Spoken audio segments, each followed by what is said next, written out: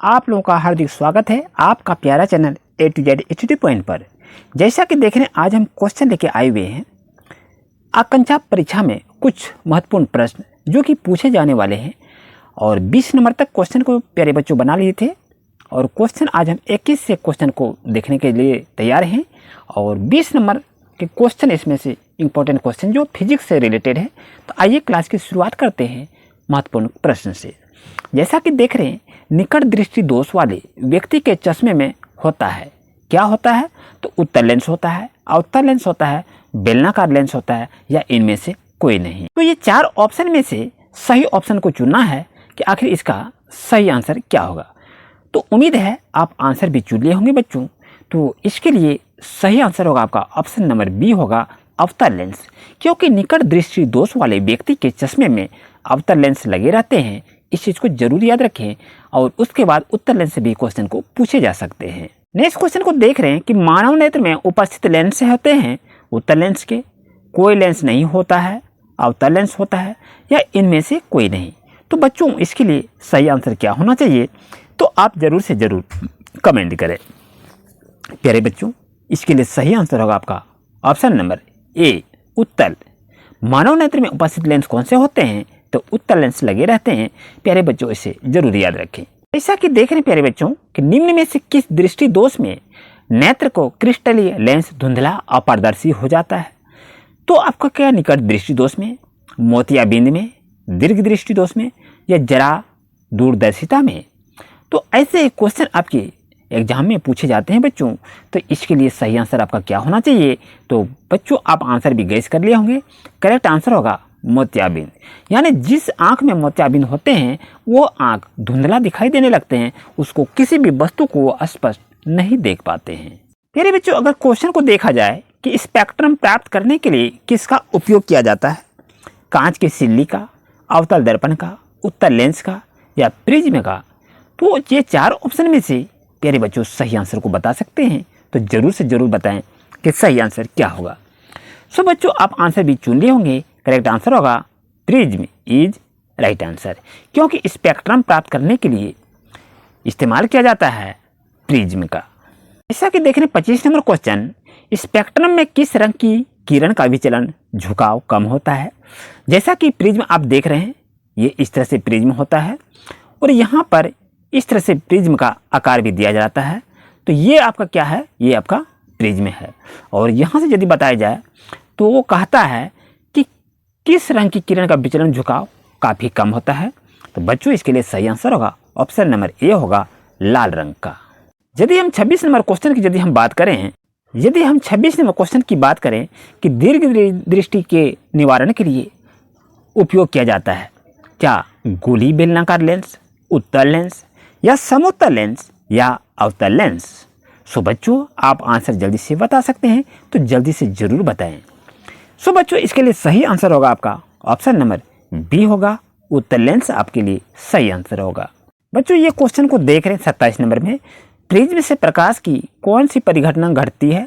परावर्तन, अपवर्तन, वर्ण विक्षेपण या इनमें से कोई नहीं? सो बच्चों इसके लिए सही आंसर आपका क्या होना चाहिए?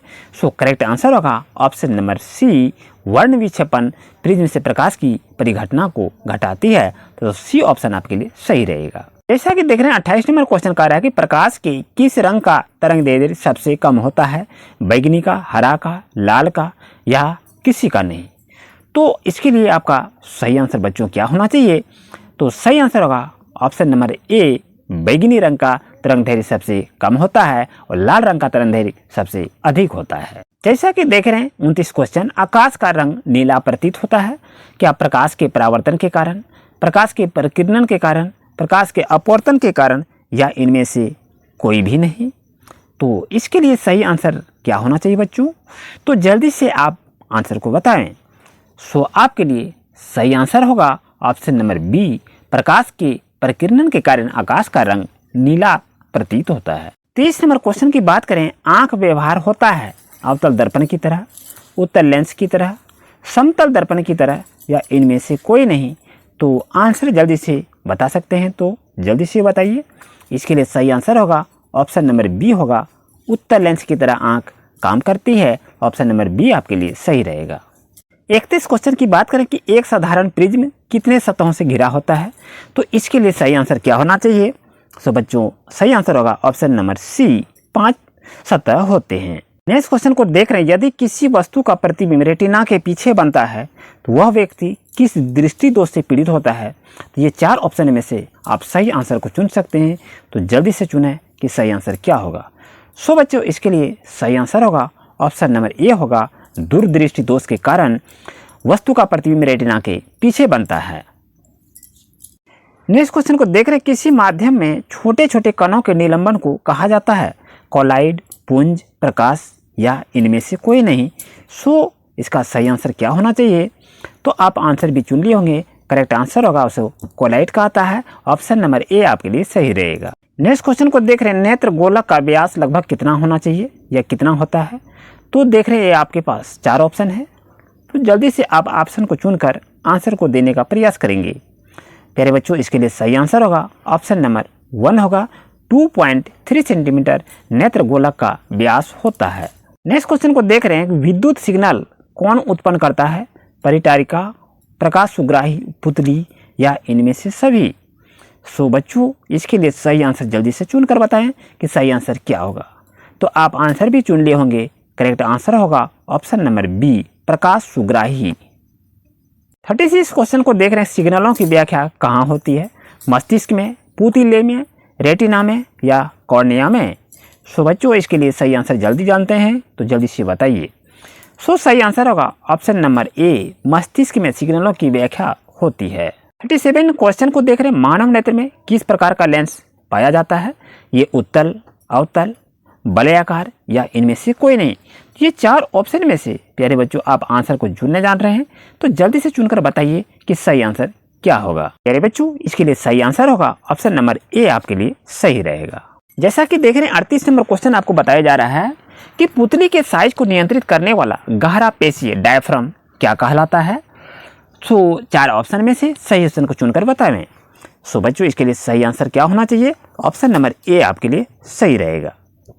39 नंबर क्वेश्चन को यदि देखते हैं कि आंख की पुतली किस प्रकार की कार्य करती है, तो ये 4 ऑप्शन को जो देख रहे हैं इसी में से सही ऑप्शन को चुनना है। सो जल्दी से चुनकर बता सकते हैं, तो जल्दी से बताइए कि सही आंसर क्या होगा।